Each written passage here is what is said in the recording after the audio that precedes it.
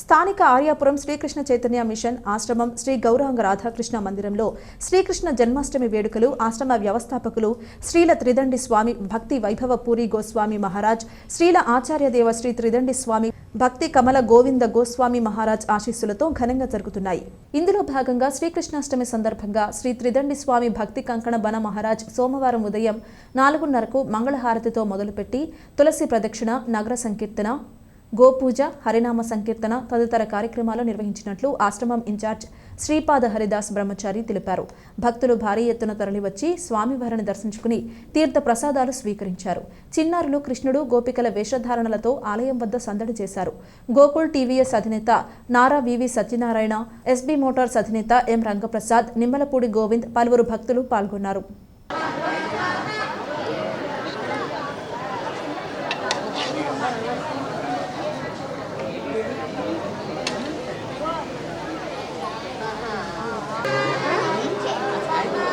ఈరోజు శ్రీకృష్ణ జన్మాష్టమి స్వామివారు పుట్టినరోజు.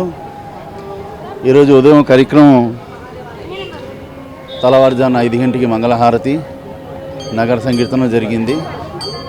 తర్వాత స్వామివారికి అభిషేకం, పూజ ఈ కార్యక్రమం జరిగింది.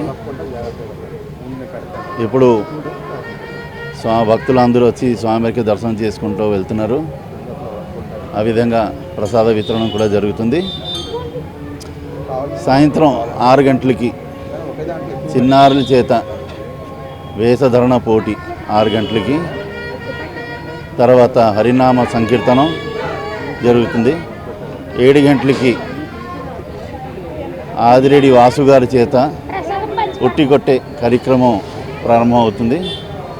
ఆ తర్వాత మళ్ళీ సంకీర్తనం, భగవత్ కథ ప్రవచనం, 11 గంటలకి అభిషేకం,